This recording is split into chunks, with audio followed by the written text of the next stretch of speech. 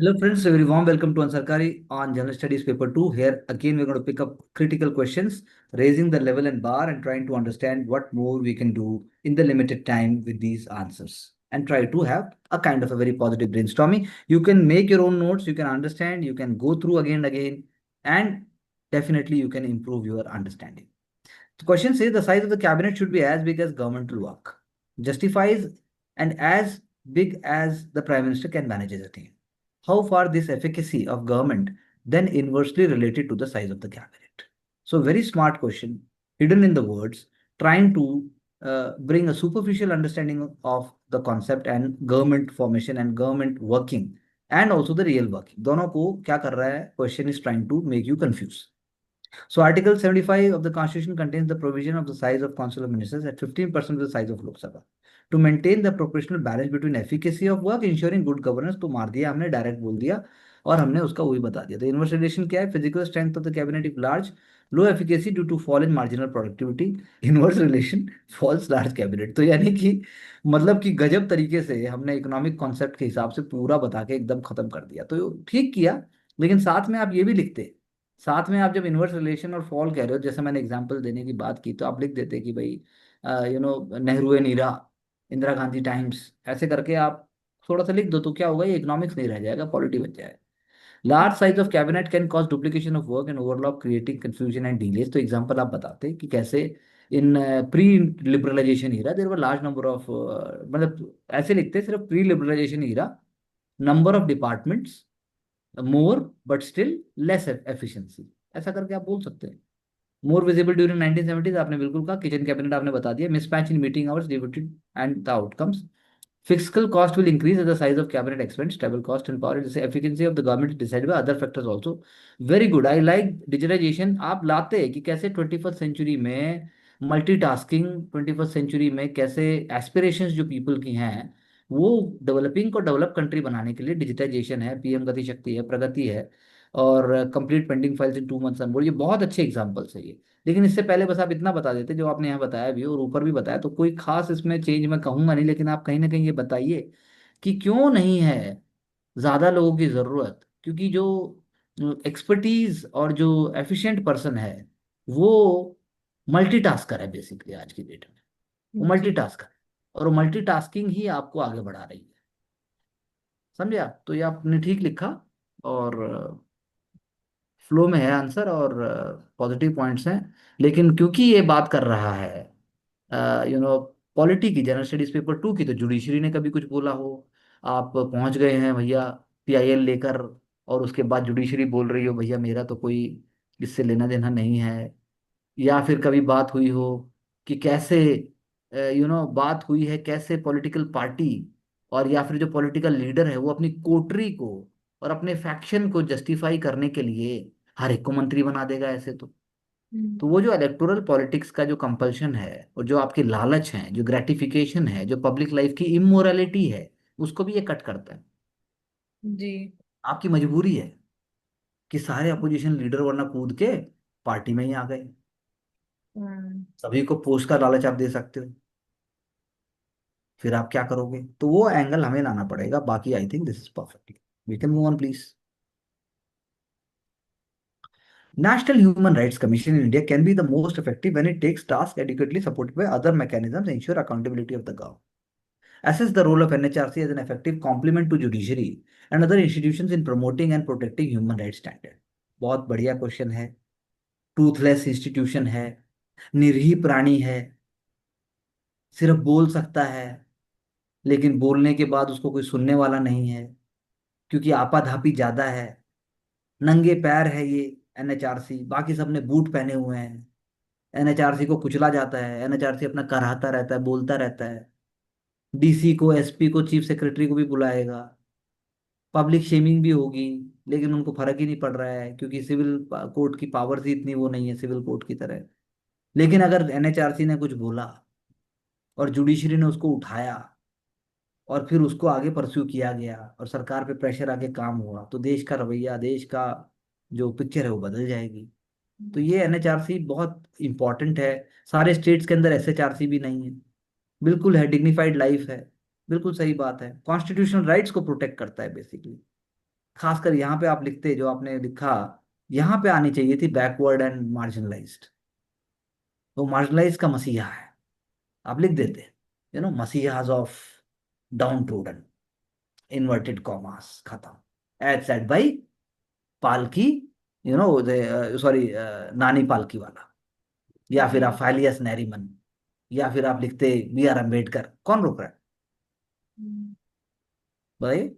अब रोल आपने बताया, चलिए आगे। Complement the working of judiciary as it has suo motu powers of taking up cases, लेकिन वो केस पेंडिंग इतने सारे हैं और इतनी लाइन लगी हुई है, क्या उसको उठाएगा कौन? तो इसीलिए एनएचआरसी को भी इनोवेट करना होगा अपने आप को, एनएचआरसी को भी अवेयरनेस फैलानी होगी। डिलीवरी ऑफ जस्टिस लेके जा रहा है, लेकिन वही बात है, जब पावर ही नहीं है तो मैन पावर भी चाहिए और फाइनेंशियल पावर भी चाहिए। जैसे आपने कहा जस्टिस फॉर मैन उसका, बिल्कुल अच्छा कहा आपने, बिल्कुल बहुत बढ़िया एग्जाम्पल है। Here's the cause of unheard like the campaign to stop child labor and decriminalization of homosexuality along with the NAS Foundation, बिल्कुल सही बात कही। Bring attention to cases lying pending for long time, बिल्कुल ठीक कहा, बिल्कुल अच्छा है। लेकिन पेंडिंग रिफॉर्म्स क्या है? तो एडवाइजरी है, क्वासी जुडिशियल बॉडी बनाओ, लेकिन वो क्या पॉलिटिकल पावर बनाएगी? उनकी और गले में फांस आएगी। सस्टेनेबल फाइनेंस है, किसी पॉलिटिकल पार्टी का मैनिफेस्टो है कभी ये कि हम एनएचआरसी को पावर देंगे? तो एनएचआरसी सबके लिए एक वो है, कौन सा गेम होता है ये? वॉलीबॉल। अच्छा। समझे? हम्म तो आपने अच्छा लिखा, लेकिन आप लाते कि कैसे, कैसे जस्टिस चंद्रचूड़ ने कभी कुछ बोला हो, कैसे जस्टिस किसी का भी नाम ले दे यार, one of the x CJI, खत्म, हम्म, खत्म। ठीक है। हाँ तो जी सर। ऐसा और हो सकता है। The penetration of self help groups in rural areas is promoting participation in development in face is facing socio cultural hurdles. Grant revolution ball by एसएचजीज uplift the rural economy as well as being in the multi dimensional ways fulfilling rights. ठीक है, socio cultural hurdle क्या है? Led by women, inaccessibility in formal credit, पर वो socio cultural कह रहा है। तो सोशियो कल्चरल में आपने डोमेस्टिक वायलेंस तो बिल्कुल सही लिखा, लेकिन डोमेस्टिक वायलेंस से पहले आप सोचते जरा सा कि कल तक तो आप पैसे मांग रही हैं पति से, 2 रुपए, 1 रुपए, 4 रुपए देते, और आज आपने खाना बनाया और कपड़े बदले और तू घर से निकल ली, कौन निकलने देगा? सोशियो कल्चरल हर्डल, कहाँ जा रही है, पता नहीं कहाँ जाती है, लेट आती है, मतलब आपको सोचना था ऐसा।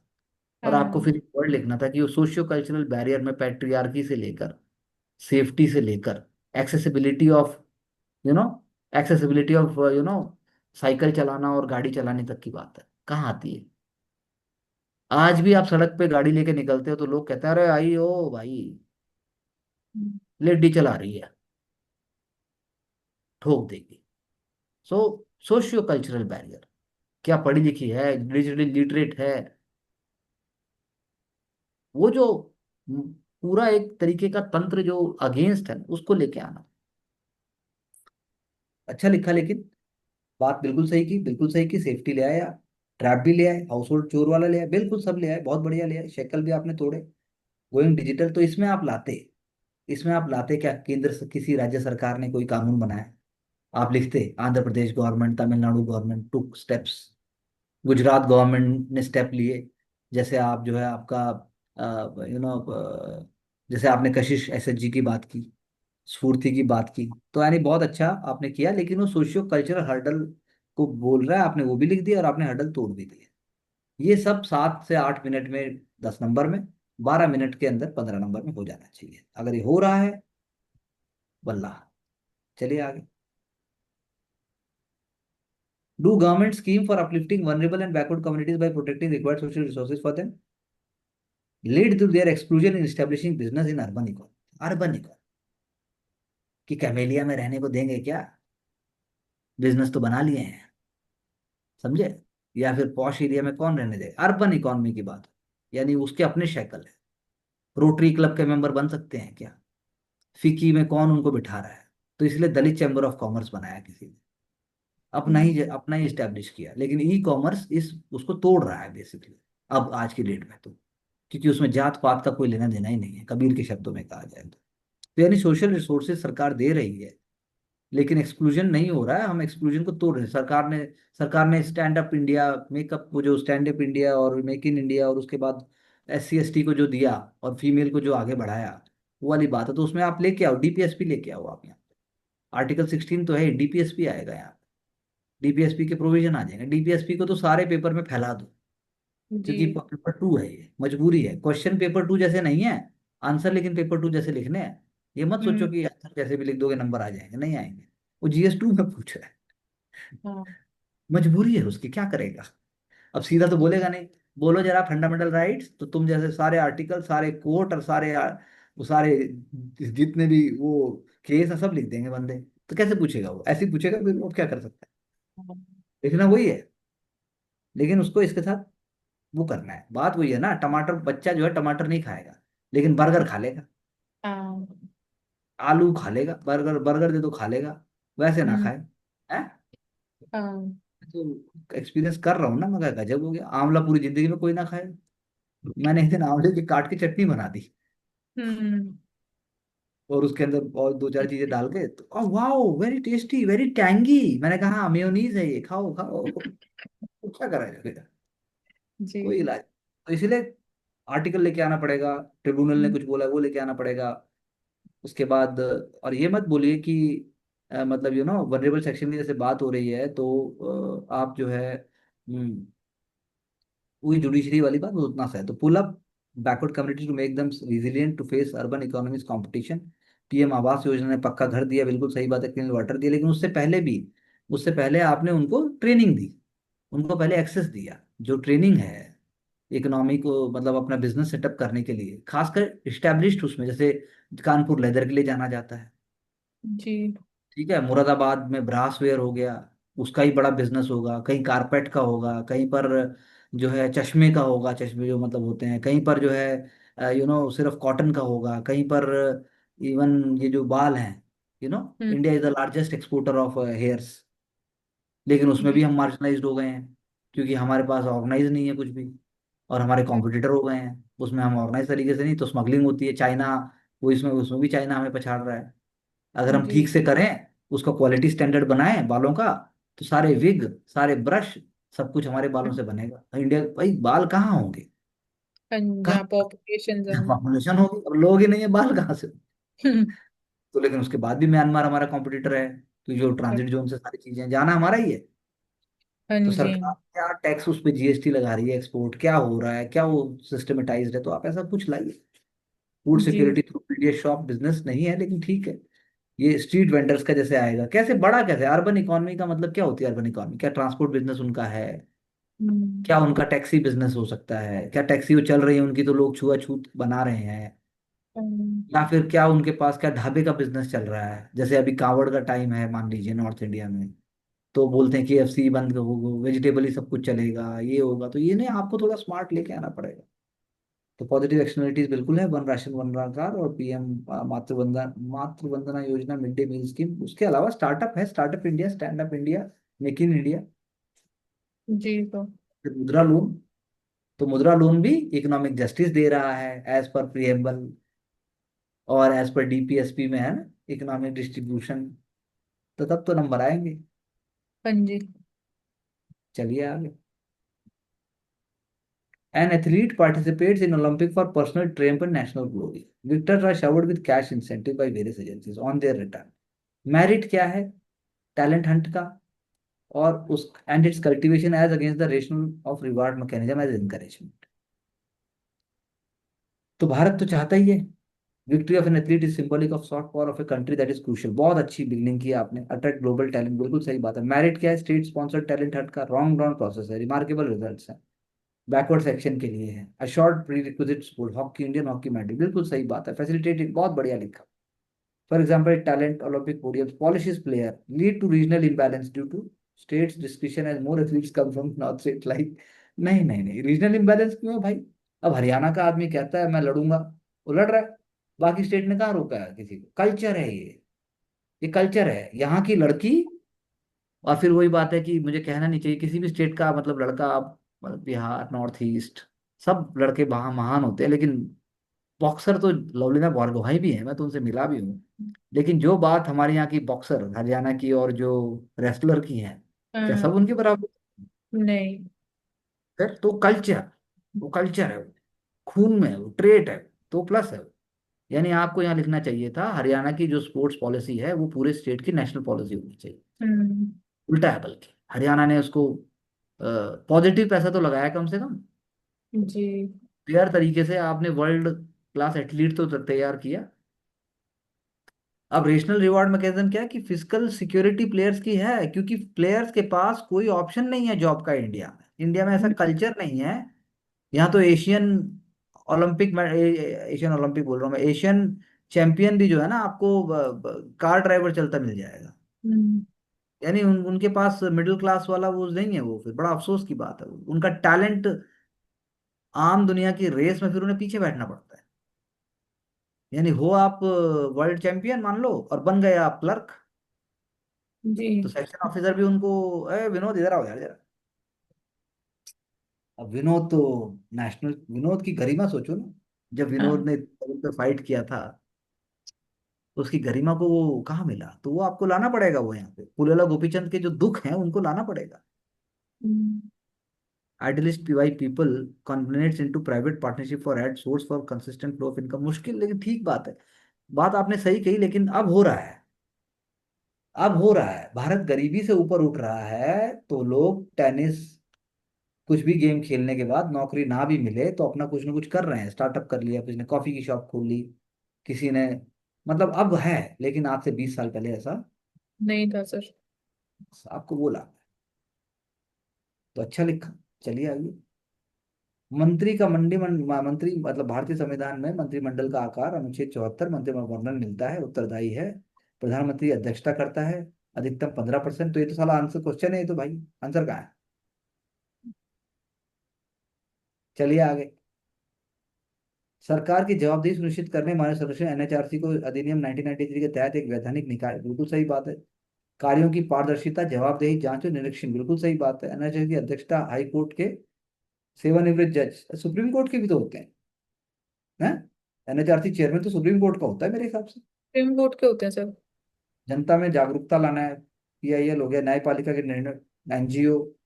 आंध्र प्रदेश में बंधुआ मजदूरी, देखिए आपने भी वही एग्जाम्पल दिया।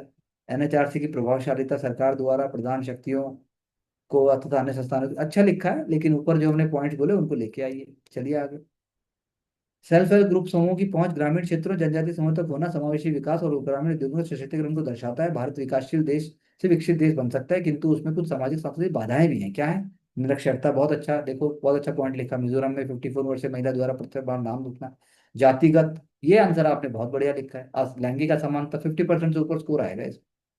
तो ऐसे ही सिंपल होना चाहिए। सोवरेन गोल्ड लोन स्कीम में जो आपने बात की, आर्थिक निर्भरता को खत्म करती है। समुदाय के दृष्टिकोण और अविश्वास में परिवर्तन। पंचायत द्वारा कुटीर उद्योगों को बढ़ाना, बहुत अच्छा लिखा। जैसे ड्रोन दीदी।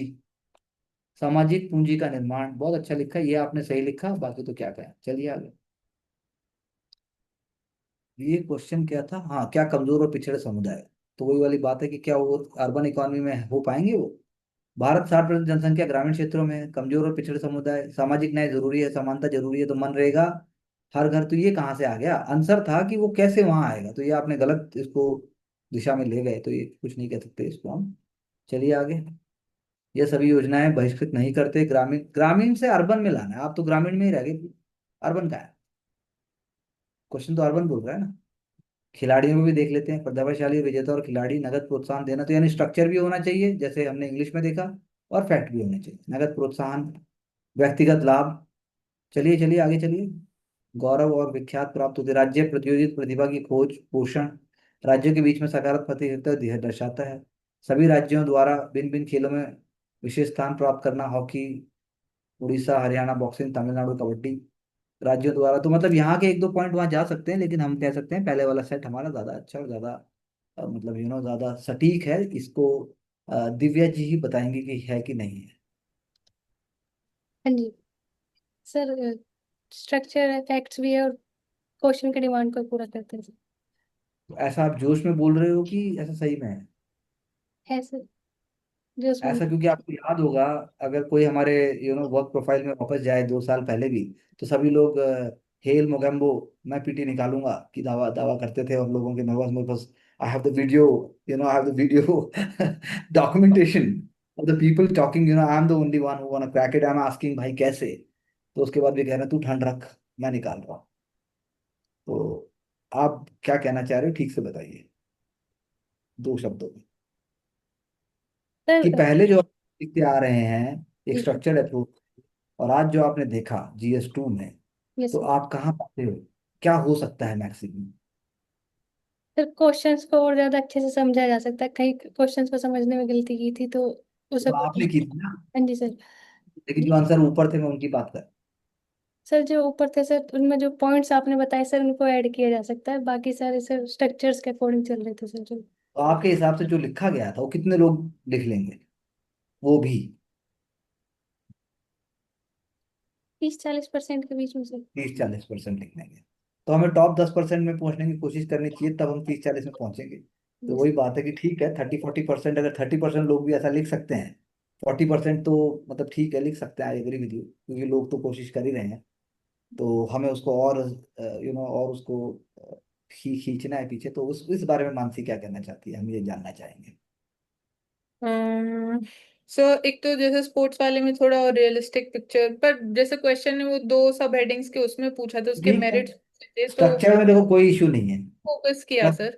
हाँ तो ठीक है, तो मैंने कब बोला स्ट्रक्चर में कहीं कोई इशू ही नहीं है। तो आपने कुछ मतलब जो थोड़े डिसएडवांटेज या नेगेटिव पॉइंट्स बोले वो इसलिए मैंने नहीं लिखे। कोई बात नहीं, तो ठीक है, मैं कब बोल रहा हूँ? हम्म, मैं आपको ये थोड़ी ना बोल रहा हूँ कि क्या लिखा क्या नहीं, बस आपको तो महसूस करना है, आप खुद एनालाइज करो। If you are justified and satisfied कि जी। यार हो गया, बेस्ट बढ़िया हो गया, तो ठीक है, मैं कब बोल रहा हूँ? नहीं मेरे हिसाब और से स्पोर्ट्स वाला अच्छा लिखा है, लेकिन वही बात है कि स्पोर्ट्स फेडरेशन है जैसे, अब वो भी हमारे यहाँ इतनी ज्यादा वो नहीं है, मतलब मेरिट बेस नहीं है, वो भी पॉलिटिकल जी। अड्डा है, वो भी एक तरीके से धंधे का। खूब पैसा आता है, आप मौज लेते हो, इवेंट ही हाँ कराने का 20% आपकी वो फेडरेशन ही खा जाती होगी। हम्म सेक्रेटरी साहब ही बीवी और बच्चों के साथ और फैमिली के साथ यूरोप घूम रहे हैं उस पैसे से। हम्म जिंदगी में कभी मतलब वो स्पोर्ट्स का वो उठाया नहीं होगा हाथ में। हाँ लेकिन अगर इवेंट हो रहा है आपका लॉस एंजलिस, तो आप पहुंच गए खानदान के साथ। हम्म ये जो है वो प्लेयर प्लेयर मर रहा है। हाँ जी। तो मैं सिर्फ बताना चाह रहा था, मैंने ये नहीं कहा कि क्या है क्या नहीं है, आंसर में दम था, लेकिन हमें वही देखना है कि और लोग क्या लिख सकते हैं। हम्म और सर ये कि जैसे इम्पोर्टेंट पर्सनालिटीज ने कुछ बोला हो तो वो। इंपॉर्टेंट पर्सनैलिटीज ने कुछ नहीं बोला, हमें इंपॉर्टेंट पर्सनैलिटी को लाना है और उससे बुलवाना है। हाँ हाँ मतलब उसको क्रिएट ही करना है। हाँ, क्रिएट ही करना है।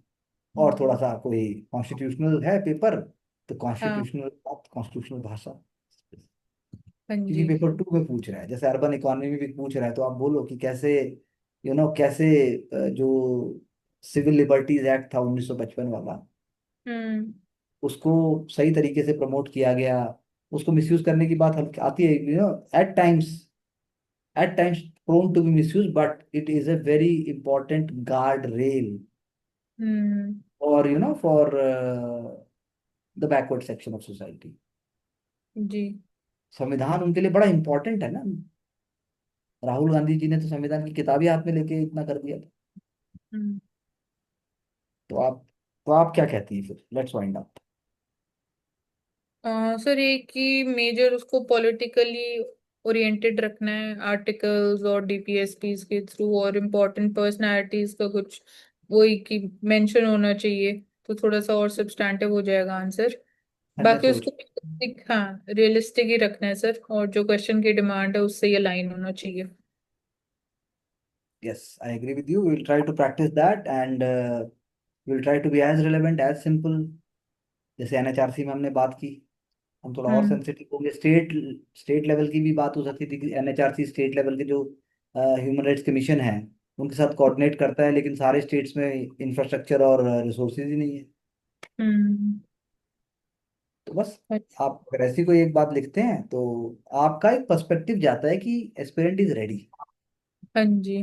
उसको धरती जो जमीनी हकीकत है उसका बताए। उसका पता। जी। We will try that. We'll keep on moving. We'll keep on polishing till we get success with Ansarkari. Thank you very much.